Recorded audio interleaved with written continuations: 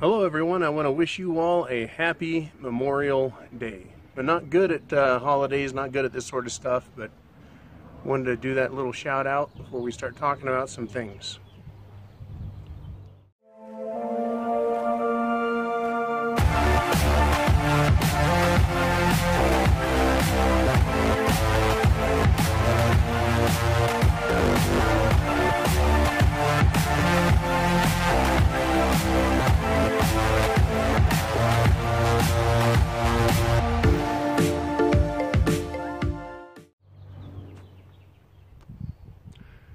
Okay, well, I'm in kind of a solemn mood because, well, I'm filming this on Sunday before Memorial Day, but I get to work on the holiday, and so we're having the family barbecue, and thought I'd sit down and do this video for you guys. Memorial Day, it's about those people who gave their lives serving their country. You know, I don't like to take something like this and narrow it down and say it's just this one group or this one time period. It's not. It's everybody who's ever given their life, right? Memorializing them, thinking about them, reflecting on it. And reflecting on things is what I like to do already. I like to think about stuff, consider it, see if it applies, all of that. So, you know, enough of the sappy stuff. Let's get down to the shit hitting the fan stuff. You know, right now we have the luxury of celebrating holidays, eating well, living comfortably. And things are going downhill for a lot of countries and a lot of people right now. The United States is slipping and falling down. But right now we're far enough away from the edge that Americans don't see it. They don't recognize it, and so they're not afraid of it. But if they saw themselves being systematically pushed to a cliff edge, they'd probably start taking notice. But for the most part, people don't see what's going on until they're in the middle of the fall. So, when shit hits the fan, right, you are going to be ready, I'm ready, a lot of people are ready. We're going to do the very best we can. You know, at that time, we're probably going to think, how did other people deal with this? We're going to be saying things like that to ourselves. Oh my God, this is horrifying. This is terrible. How did other people deal with it? Well, they dealt with it with perseverance. But they looked to everyone and everything they could around them for assistance, right? They figured there'll be time for reflection and celebration in some other sense later, but for now we got to get through this. So one of the questions I've been having is how are people around the world going to act? How are Americans going to act? How are people in my region going to act with regard to the differences we have, right? Right now, you know, I'm sure communists are memorializing Lenin and Trotsky and Marx, you know, and patriots are memorializing World War II veterans and Vietnam veterans, Afghanistan veterans, you know, the founding fathers. Everybody, like I said, I don't consider something like Memorial Day just for a certain set of people. I actually think about it across all time, all the sacrifices that people have made trying to do the right thing. You know, it's really difficult.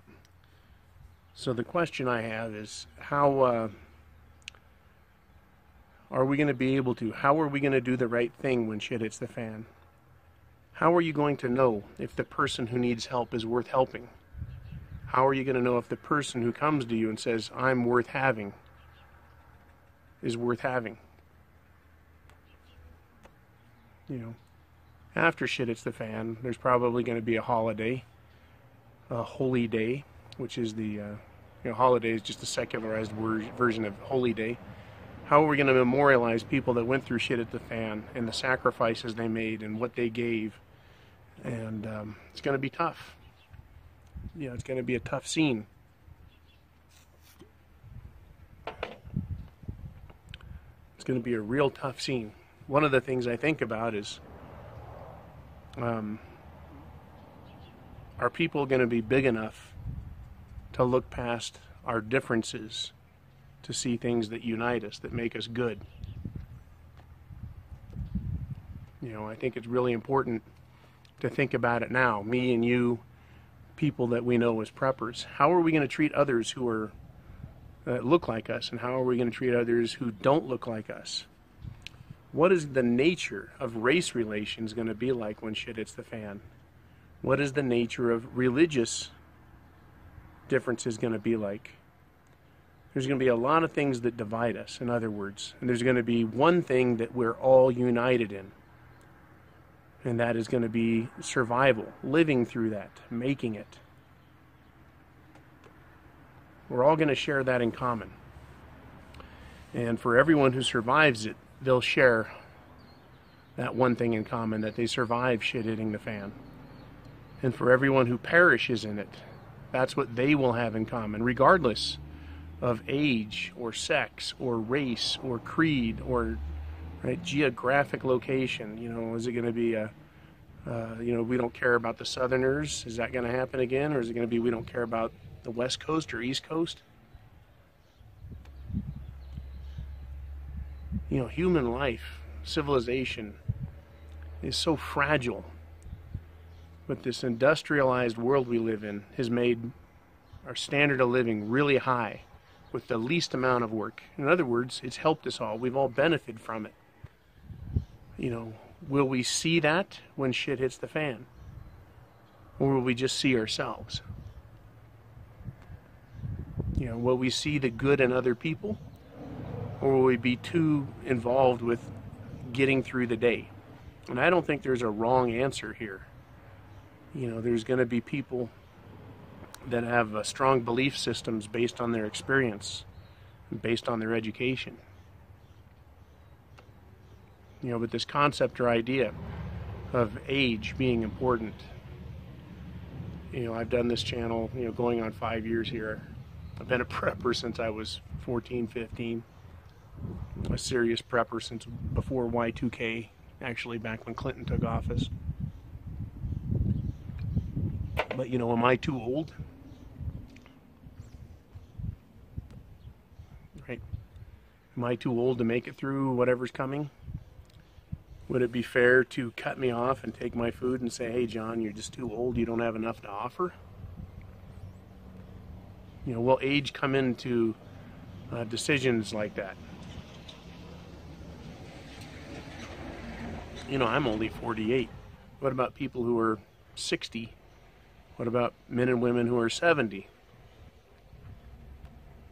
Are we going to treat them different or think about them differently when shit hits the fan? You know, what about young people? Yeah, they've got their whole lives ahead of them, but they don't have a whole lot of experience. They've got a strong back, limited experience, some education. How are we going to treat them? How are we going to treat other people? How are we going to consider them? And again, I look back here, and I've been thinking about this as we get closer to Memorial Day. We memorialize, we celebrate, we honor those who have served the country. That's what Memorial Day is about.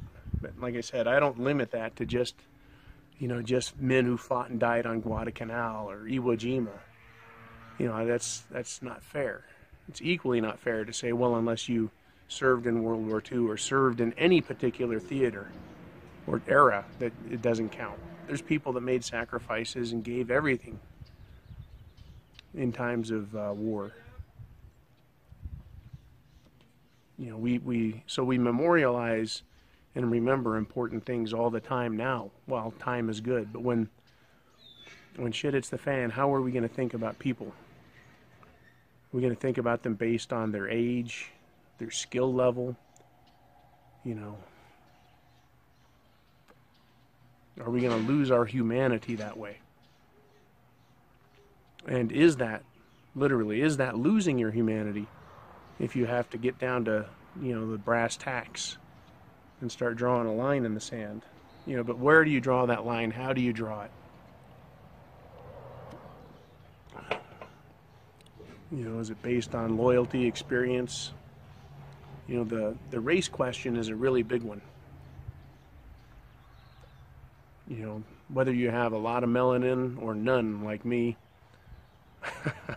close to none. I'm this shy of being an albino.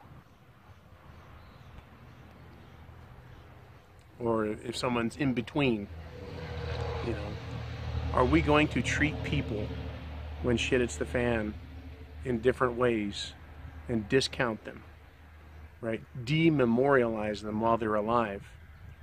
You know, it's really close to demoralize. Are we going to do that? You know, how are we going to think about other people? You know, or is it going to matter at all? Are we just going to see things in terms of surviving each day? You know, it's entirely possible that that's how we'll end up seeing things, is by each day. I just don't know. You know, but it's a question I think we need to think about for ourselves. When all the smoke is cleared, when the shit is all settled, when people survive it and get through it, it's going to be like any other conflict, where there's a lot of casualties, a lot of loss, a lot of hurt and pain. You know, are you going to remember those people around you for their sacrifice, for what they gave, for their efforts, for their skills, for the quality of people they are? You know, and I know afterwards we may have the time and the luxury, like we do now. Now we have the time and the luxury. But during, there's going to be a lot of difficult and hard decisions that are made. You know, how are we going to do that? What are you going to base your decisions on? You know, is prejudicial behavior going to be a big part of your survival, or is it going to be an inconsequential part? Now, I imagine if you live in an area, and I'm just taking a crack at this, if you live in an area with a lot of ethnic diversity, a lot of age diversity, you know, what are you going to see? Are you going to see a lot of racial bigotry? Are you going to see a lot of decisions based on that? Or is there a chance you're going to see decisions made for something else? You know, and I think it's important to ask, what about religion? You know, there's a lot of religious bigotry and a lot of religious hatred, both from without groups and from within.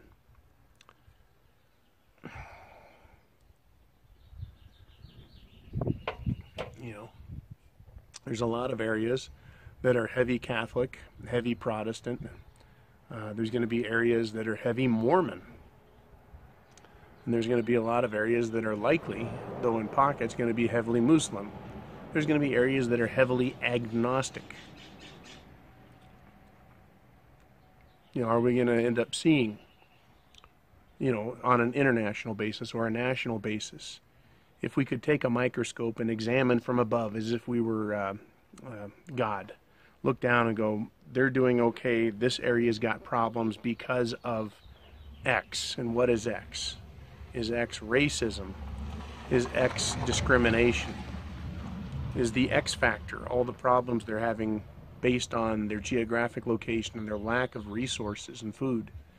You know, but I want to bring this up because it's important. You know, I live in an area that's predominantly white, but there are black people, there are islanders, there are people from all over the world, and it's pretty common now. It's not like it was, you know, 50 years ago, where, you know, diversity was something that was only seen in cities. But when I see somebody, I can see what type of shoes they have. I can see what their hairstyle is. I can see those physical differences between me, or those physical similarities with me. But that right now, in today's world, has nothing to do with how I think about them or treat them or behave around them. Not based on looks or race, But will that change when shit hits the fan? Will it change for me? Will it change for you? Will it change for everybody? You know, when shit hits the fan, will minorities that feel abused and picked on and discriminated against, will they change their behavior from one action to another? Will people be forgiving? Will people be understanding? Will people be out for revenge? You know, I don't know. But I think when everything's settled and done, there's going to be a lot of different attitudes about everything. A lot of attitudes about everything.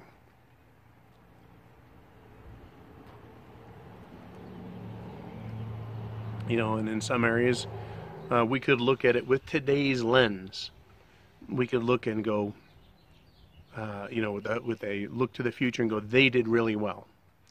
Or we could look at people with the lens of today and say they did very poorly. They made decisions based on this, and that seems so wrong to us now. But when all is said and done, the dust settles, the smoke, you know, is done, people start rebuilding, will they feel good about what they did?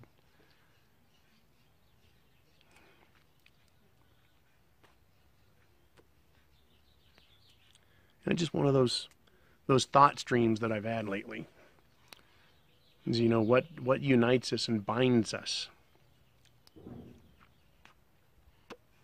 You know, when I was a Marine, we had people from everywhere around the world in there: Africa, Mexico, all parts of the U.S., other parts of the world. You know, all different religions, including Buddhists, which I didn't understand. I didn't know why someone who's a Buddhist, which I thought meant pacifist, wanted to be a Marine. But they were there. Mormons, which I consider to be, you know, more peace-loving type of people, they were there in strong contingent in the late 80s. A lot of Marines that were Mormons. You know, but there was that one thing that bound us together. And that was the fact that we wore the same uniform and we were serving. We were serving our fellow man, our fellow American. And for foreign nationals, they were doing it because they wanted to prove to America that they could be loyal and serve America. So it didn't matter what race was to me. You know, but there were, even in the Marines back then, racists. You know, people who were anti-white and people who were anti-black and everything and everywhere in between. But what I did, and what was shown to me by, you know, 99.99% of everybody, was that it was who you were as a human being. And you were relied upon to get the job done. Everyone had a job, and the job had to get done.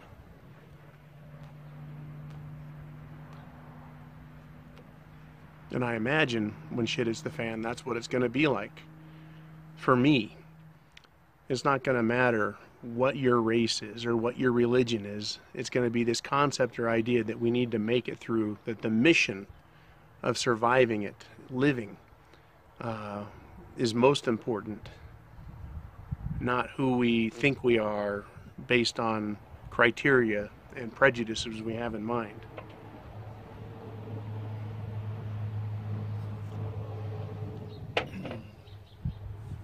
You know, being a veteran, even though I didn't put in a career like a lot of you guys have done, a lot of career servicemen,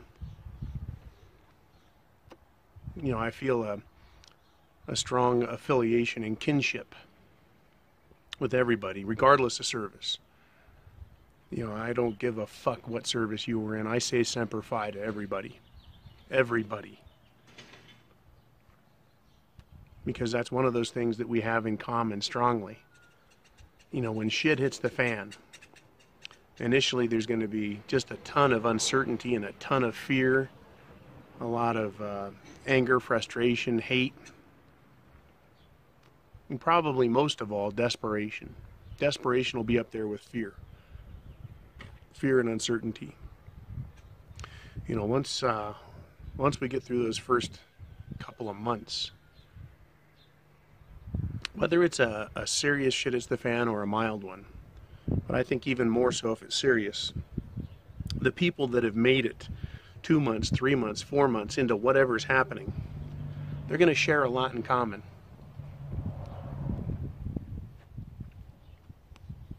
Regardless of race, regardless of age, right? Regardless of religious creed.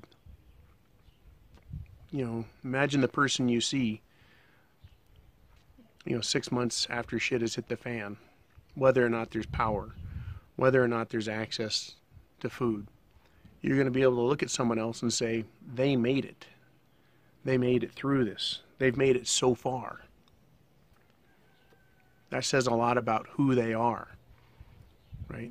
That makes them either the highest quality of person and possibly the lowest quality if they've survived and made it that far by nefarious means.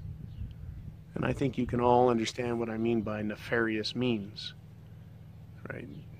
Participating in acts of evil.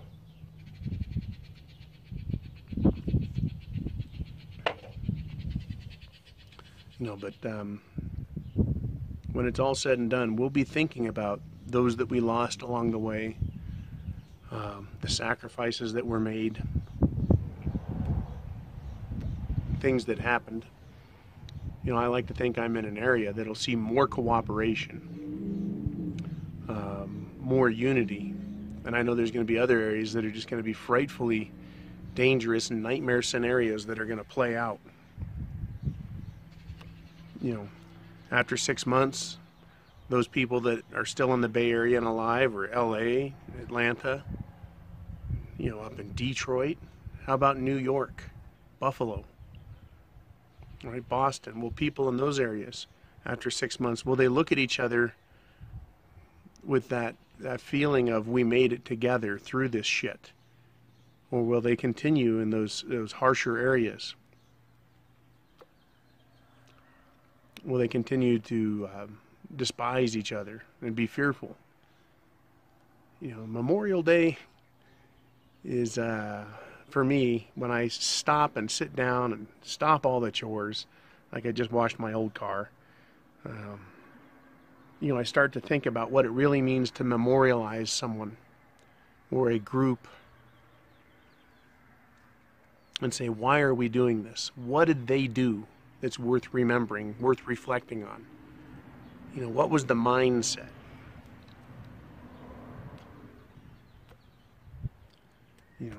How did we behave towards those people when the Vietnam veterans came back from the war? They were treated poorly for a number of years until there was enough, I guess you could say, respect was fostered and developed, that they were appreciated for trying to do the right thing. A lot of them were drafted, some volunteered, but they sacrificed. By the time we got to the Afghan wars, the Desert Storms, people felt that the veterans were doing their best, trying to serve and protect and sacrificing. So there's a lot more respect given to modern vets, just like World War II vets. But it's a very touchy subject, very, very touchy. I live in an area with a lot of Native Americans, significant enough that I see them, and I see a lot of Native American vets that served in wartime. And it's an interesting culture in that they respect their elders. But while shit is hitting the fan, how are people going to treat other people? Is there going to be a modicum of respect? Is there going to be a lot? Or is everything going to be out the door, out the window? When times are chaotic,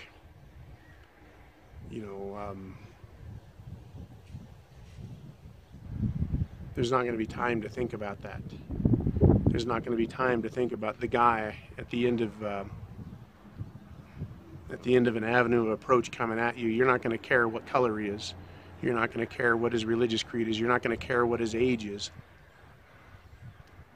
You're just going to wonder, is that guy coming at me trying to kill me? Is he friendly? You know, what's going on here? What do I do? There's going to be a lot of decisions being made. And you're not going to have time to think about little things like that.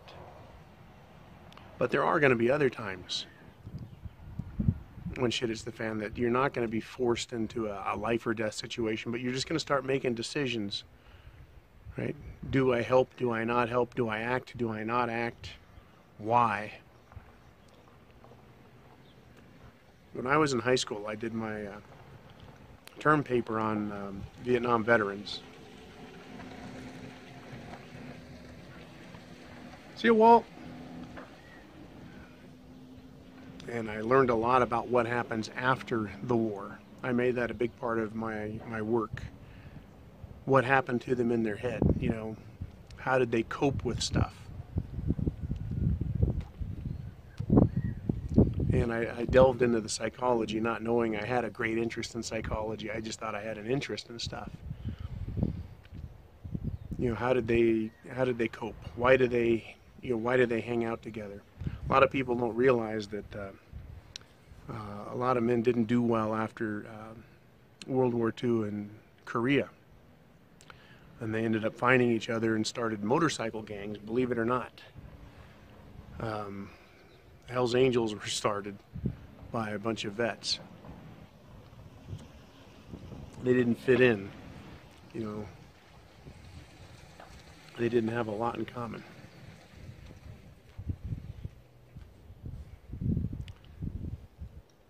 With everyone else, but they had something in common with each other, so they hung together. When we're done with shit hitting the fan, you know, is it going to be like that? Are people going to forget all their differences and say we made it and memorialize what happened? So these vets that came back from all the wars, you know, they had to live with what happened, what they did, their belief systems. You know, they had to mingle in with the rest of society and the rest of culture. They brought what they had to experience back into it. When shit hits the fan, we're all going to have that one thing in common. We all survived it, and we all know a lot of people that were casualties of whatever happens. You know, I remember when this is back in the 90s, when they started memorializing World War II veterans by introducing American GIs to Japanese GIs. And they stood there and looked at each other. And there was a big degree of suspicion, because at one time those men faced off against each other.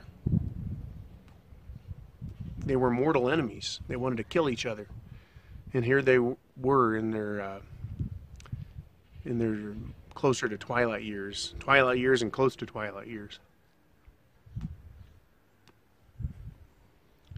and they had shared that together, but they just looked at it from different perspectives.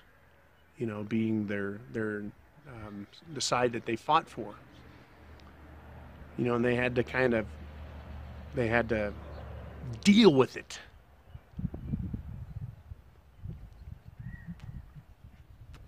You know, when shit is done hitting the fan and we get back, you know, what about people who are in a city next to another city or a suburb next to another suburb? Will they look at those other people with a degree of suspicion and remember them for things that happened that were bad? You know, I don't know.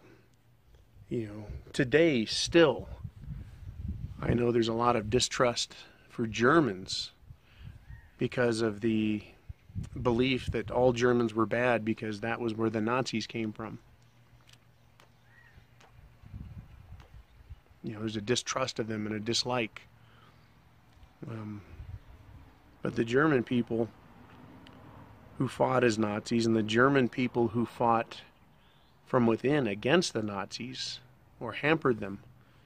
You know, they all had to go back to life. No matter what they did, whether they did nothing, whether they did the worst sorts of things, or whether they did what they had to survive. You know, those are the things we're going to face later afterwards. So, you know, part of the exercise here is, what am I going to do? Am I going to be able to live with it? Are we going to be able to live with each other? Are we going to carry those scars and fear and all of this the rest of our lives? And how will we deal with it?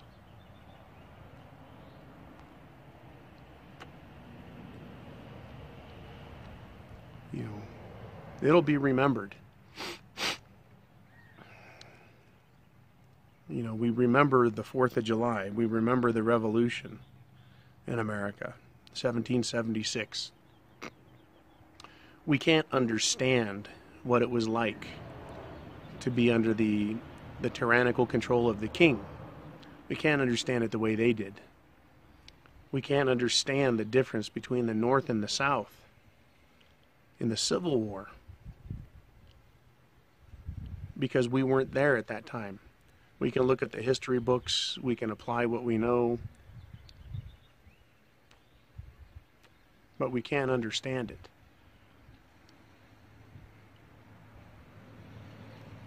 When shit hits the fan and things go really bad, hopefully it's not as bad as it could be. Hopefully it's not Mad Max. Hopefully it's not the apocalypse in the worst ways. Hopefully it's just shit hits the fan light. We'll use that word. You know, but how are we going to remember it? How are we going to deal with all of the thoughts and pain? For some people, will it be about race and religion more than others? I think, yeah, it will be. Because that's the major conflict points they're going to have to deal with. You know, will other people feel slighted and marginalized? You know, will old people or those who are infirm or incapable, will they be remembered properly? You know, I guess it really depends on how bad things get and where we're at. But it's going to be important. You know, right now, Memorial Day, as we're looking at it today, it's about having a day off with pay for some people. For other people, it's a chance to barbecue, to get together with family. You know, I don't think a lot of people reflect on it and think about it as solemnly as they would if we had just gone through a war. And for veterans today who have served over in the Middle East, I'm sure it is very real to them to think of Memorial Day, because they were just in the shit, you know, last year or 5 years ago or 15 years ago.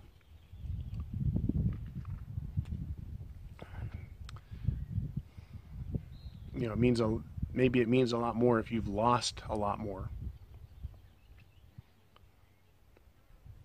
When shit hits the fan, we're all going to lose just about everything. We're going to definitely lose old people, geriatrics, because there just won't be the time or the ability to care for them the way we can now. You know, the nurturing and goodness that people have in their hearts, it's gonna have to take a back seat to other priorities. You know, how are kids gonna remember it? You know, I don't know. It just depends. You know, will there be roving gangs of racists? Will there be roving gangs of certain, and I'll call them gangs, religious persuasion? You know, the Crusades are a great example of a war that was fought over religion in the Middle East, you know, 800 years ago, 700 years ago. You know, where people, the decision about whether they should live or die was based on their religion and skin color, the language they spoke. Or will you be able to look at somebody and say, that's a human being? And They have value. They mean something. You know, are we going to have the ability to do that? I sure hope that we're going to have the ability not to lose our humanity for all time. But I just don't know how it's going to shake out. Right now, the war we're in, it's a political war, and it's also a battle between good and evil. Right? And what I consider to be evil, other people consider to be good. You know, I believe communism is evil. And I believe that religious and racial intolerance is evil. You know, I've never been religiously persecuted, but I've been racially persecuted. I think we've all been persecuted in one way or another. Is that gonna change you and how you treat others when shit hits the fan? Or are you gonna look at us, at everybody, as if we're in the same boat? You know, one of the interesting things about war is you can develop a respect as much as you can develop a hatred for people who are in opposition to you. You know, and that perspective, I think, changes over time. I have people that I know that go over to Vietnam, and they know that at one point those people, you know, they were the enemy, the North Vietnamese. Now they just look at everyone and go, hey, that was then and this is now. And we should all do our best, right, to get on in life. And it surprised those Americans. I've never been to Vietnam. But it surprised them to hear that kind of attitude coming from those people. You know, where will you be at? Where are you at now, today, in your thinking? How are you going to behave when shit is hitting the fan? How will you get through it, and how will you treat other people? How will you think of them? And when you're done, and when we're all done, whether we make it, you know, some of us won't, some of us will. When we get through it, how are we going to think about all the other people that have lived? Well, that city over there, 20 miles in that direction, will they hate us right here because we had something they didn't? Will people here despise those guys over there because they had it easier? You know, how will we all think of it afterwards? I know a lot of veterans that do very well and some that don't. You know, people that made bad decisions and did bad things, they've got to learn to live with themselves. So after shit hits the fan, they're going to have to deal with it. You know, how will we memorialize and think about that event? And it is coming. It's coming. I hear about it from military, retired, and active duty. You know, I hear about it from people of different races, different cultures or subcultures within America. You know, I get a lot of contact from a lot of people all over the world. Everybody. I pick up on a lot of information. It's going to be a motherfucker. You know, and I'm hoping for the best. But I'm preparing for the worst. And I hope that everyone else, to the best of their ability, will be successful in preparing, in dealing with shit hitting the fan, in dealing with the things they have to see and the acts they have to perform. And hopefully, you know, humanity comes out better for it.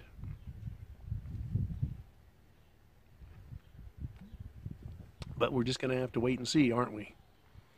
So for now, you know, happy Memorial Day.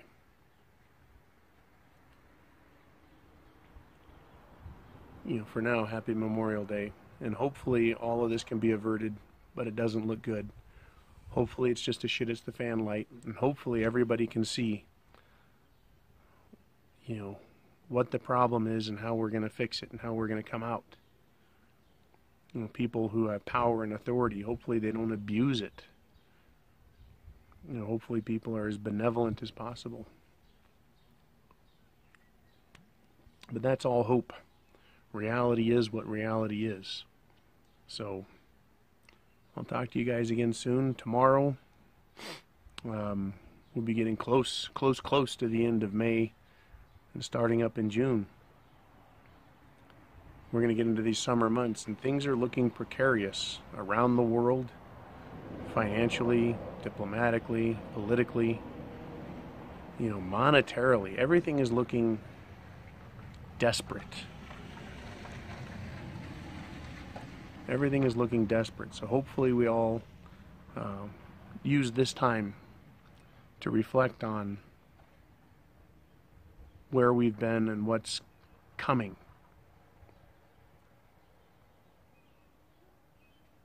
And get prepared. Thank you guys for everything. Godspeed to all and to everybody, and I mean it. Semper Fi, always faithful. Faithful to what is good and what is right. And I'll talk to you guys tomorrow. Bye-bye.